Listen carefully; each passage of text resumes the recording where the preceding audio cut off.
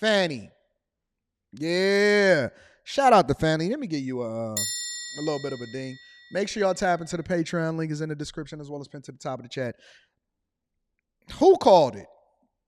From the very beginning, I said that these people are lying. I don't care what y'all think and how powerful of a position or how sassy they get on the stand. These people are lying. I know, look, I don't care what position you have. I don't care if you're Fulton County DA. I know a modern woman when I see one. I know a woman that's for the streets when I see one. You ain't fooling me. You can't fool me, Fani, at all. Some breaking news right now at noon. A private investigator hired by former President Donald Trump's Georgia attorneys alleged more than 2,000 phone calls and just under 12,000 text messages took place between Fulton County District Attorney Fani Willis and her special prosecutor Nathan Wade before he was hired. This morning, Trump attorneys Steve Sadow and Jennifer Little filed an affidavit in Fulton County Superior Court from Charles Middlestad. That's a 59-year-old criminal defense investigator who's now been hired to provide a voice call and text history for Nathan Wade. Wade and Willis engaged in a now acknowledged, I should say, a romantic relationship, but the couple claim that their relationship began after Willis hired Wade to assist in her investigation and subsequent indictment of Trump and his allies. This story is developing by the minute, and you can read more on this new filing on our free Atlanta News app and, of course, on the free website, atlantanewsfirst.com. You can't fool me, bro. You can't fool me. Look, I know a chick for the streets when I see one. I told y'all, and I seen so many people hit me up on Instagram. So many people DM me. Anton, you don't know. They had a relationship later. It really didn't matter. Nothing was going on. It was above board. Okay, so let me ask you a question. Just curious. 2,000 plus text messages. Now, when Nathan Wade got up on the stand, he gave us a completely different picture. He said, listen, man, she was just hitting me up occasionally to be like, hey, how would you handle this case? Or what's going on out here? No, that ain't what happened. Before he was ever hired for the case, Nathan Wade was over there begging. He said, please, Freaky Jason, please, Freaky Jason. I don't even trust the judge. You know why? Because the judge is a human being, and the judge gave to their campaign fund. The judge, the very judge. I said, what is this judge doing? Why is this judge so heavily in favor of trying to prevent these questions from coming across to Fani and Nathan Wade? Why is the judge allowing for this? I've never seen that happen. Not in any live. They wasn't even doing that in the OJ case. I said, oh, so the judge actually gave money to their causes. Okay. So they all in bed together. Shout out to ATL. Shout out to Georgia. Cool. I'm sorry. 12,000. You right, Kenya. Sometimes I get my words mixed up. 12,000. 12,000 text messages. Do you know what kind of texting you doing? I don't even like texting. Rita will tell you, I don't even like texting. 2,000 phone calls and 12,000 text messages in 11 months. I don't even like text messaging. People be hitting me up with the wave. How come girls always do this one? They hit you with the wave. 12,000 text messages. But wasn't nothing going on. Nothing inappropriate, no issues, no problems, just 12,000 text messages, right? Jesus Christ. And y'all still on our side? Y'all still rocking? We all on the same page? I just want to make sure we all on the same page. An explosive court filing in Atlanta today, now raising new questions about Fulton County District Attorney Fani Willis and the relationship that she had with the special prosecutor that she hired to oversee the election interference case against former President Donald Trump. Cell phone data obtained by Trump's legal team shows Nathan Wade, that special prosecutor, visited Willis's neighborhood at least 35 times in the 11 months before Willis hired him in 2021. Twice, Wade arrived late at night and left early the following morning. The data shows about 2,000 calls and 12,000 text messages between Wade and Willis from January to November 20. So he arrived late at night. Let me guess, y'all was talking about legal stuff, right? He arrived late at night, and then he left early in the morning.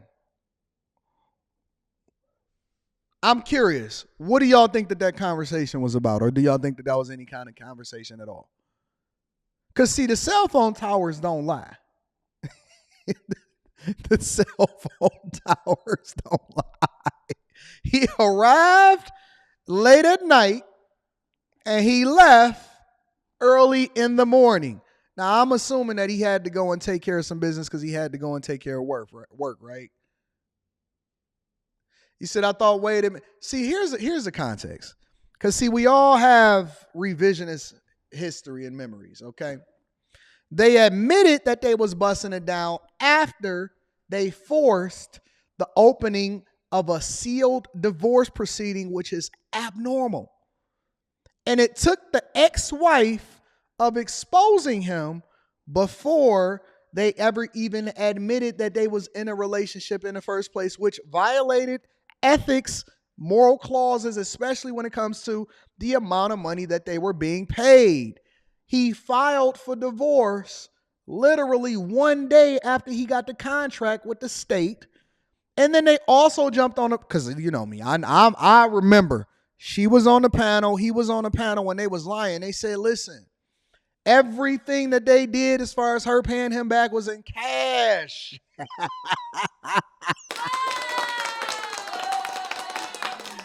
Oh, if this isn't the most crooked thing that I've ever seen in my entire life. If this is, what's up, Q? We got the Q show tonight. Make sure y'all tab into the Q show. If this is not the most crooked thing that I've ever seen in my entire life, I don't know what is. Lies.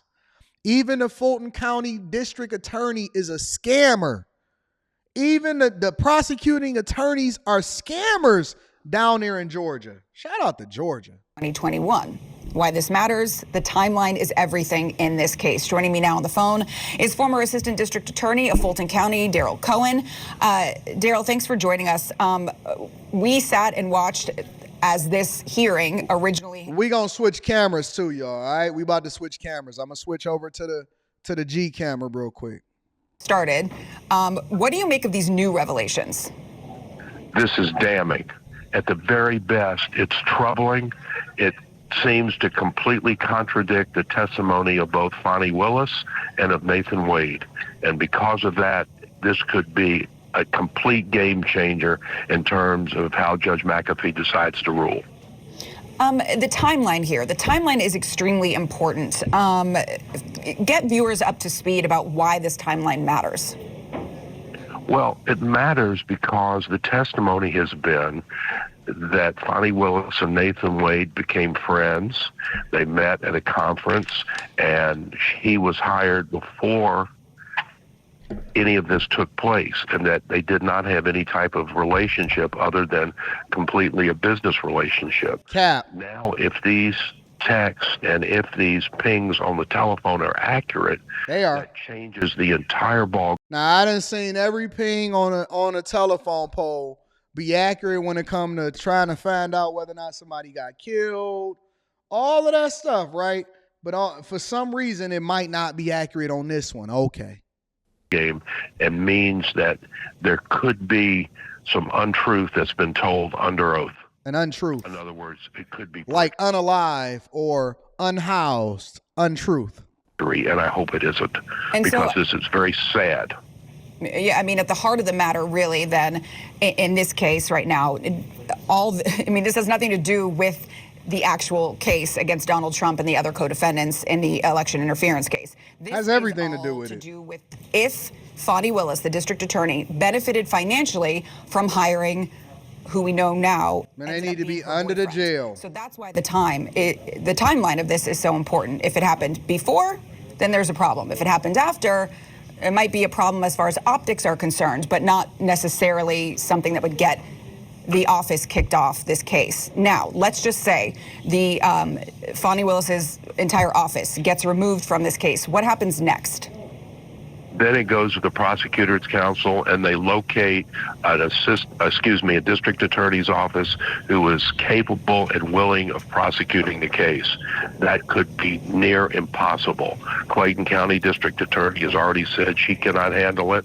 That leaves DeKalb County, Cobb County, and that's about it, because it has to be a large office that has the ability and the people to prosecute it, and the budget, because the budget's going to just explode with this type of case. So you're saying it could get thrown out altogether? I'm not saying that, but it could. This is predictably unpredictable. Right. None of this had been predicted, but it's taking on a case. It's a case that's taking on its own course, and we have no idea why it did what it did, but it's... I know why it did. Y'all want me to tell you why this case is taking its own course and the turn that it's taking right now? Because God is good.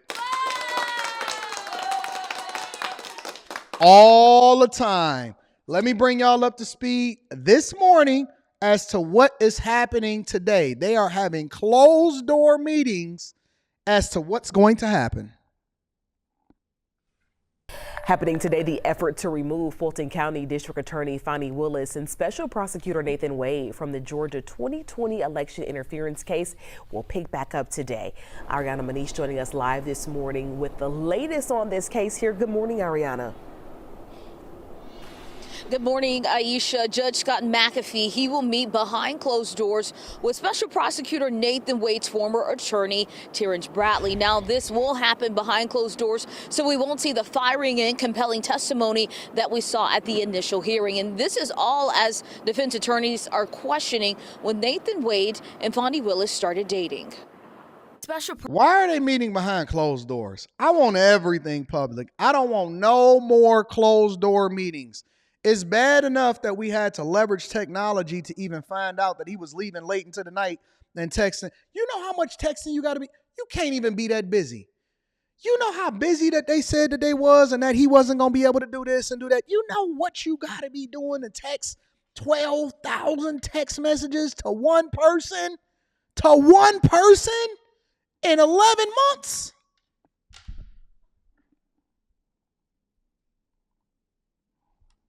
$365 days in a year, right? Let's just do the math real quick. I'm gonna do the math while this is talking. Don't worry. Prosecutor Nathan Wade's former attorney Terrence Bradley will meet privately with Judge McAfee as defendants in the election interference case continue their quest to get DA Fani Willis and Wade disqualified for having an alleged relationship before Wade's appointment to the case. Attorneys for the defense believe Bradley can prove Willis and Wade's romantic relationship began earlier than what Wade and Willis testified. Bradley took the stand during the initial hearing but invoked attorney-client privilege and said he cannot speak to Wade's relationship without putting his law license at risk. Advised by the bar that Rule 1.6 of confidentiality applies and that I cannot reveal anything that I saw or learned. Wade. That is the equivalent of 35 text messages a day. 35 text messages a day times 30 is over 1,000 text messages a month. 1,000, because y'all got to remember, this was only in an 11-month span. This was not an entire 365-day a year. So you got to do it by 335 days. So 335 days, assuming that it wasn't one of the longer months, 335 days, you divide 12,000, because it was more than 12,000. So 12,000 divided by 335 will get you roughly 35 to 38 text messages a day. 1,050 text messages per month.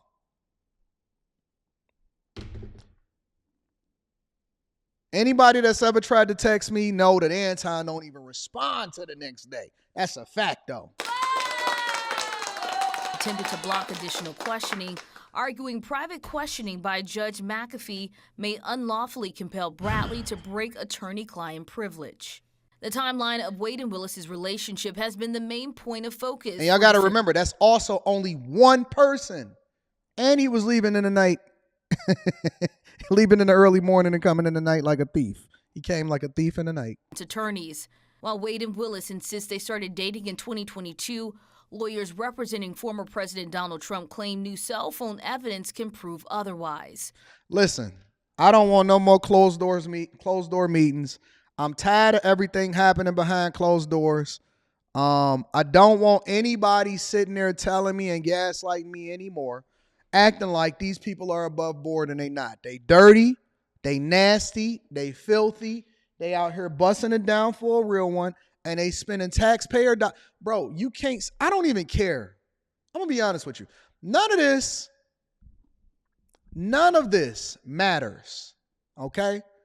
I don't care who you busting down or what you cheating on or what you got going on in your own bedroom. That does not matter to me.